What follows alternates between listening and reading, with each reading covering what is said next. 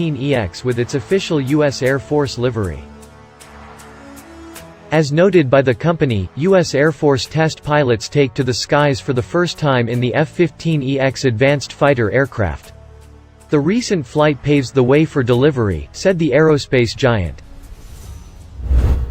The new F-15EX, commonly known as Strike Eagle on steroids, is the latest version of the world-famous F-15 Eagle fighter jet.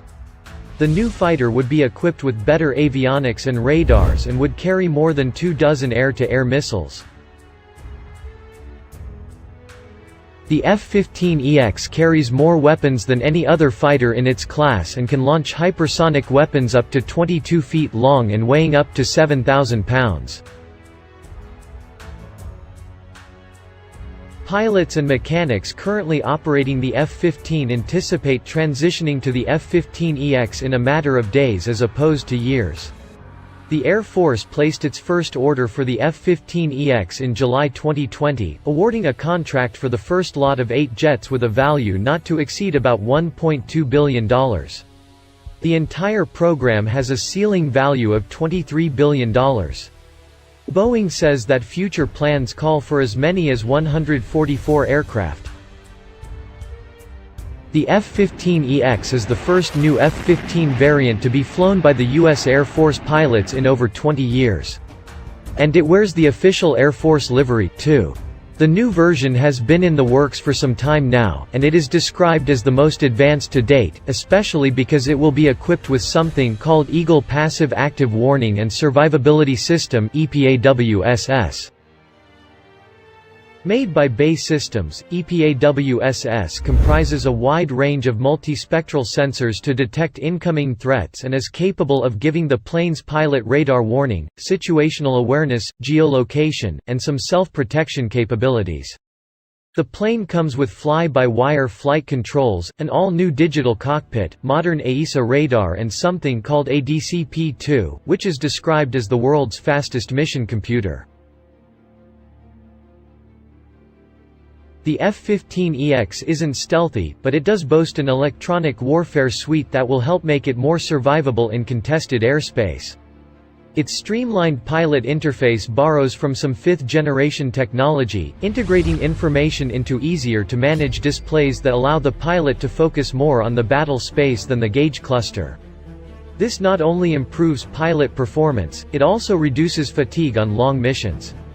In order to keep pace with new weapons as they emerge, the F-15EX leverages what Boeing calls an open mission system architecture designed specifically to be able to absorb new tech as it reaches the field. Importantly, however, the new F-15s retain around 80% of the old F-15 design, making them easy for maintainers to adapt to. Instead of having to train for an entirely new platform, they need only to train for the more modern additions to a jet they're already intimately familiar with. The F-15 has already squared up against a number of capable fighters. In fact, of the 104 air-to-air duels the F-15 has entered, it has lost exactly 0 of them. Not too shabby.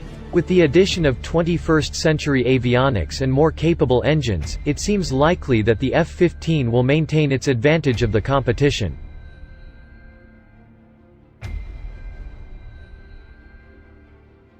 The F-15EX will replace the Air Force's aging F-15C and D aircraft, many of which have been in service for more than 35 years.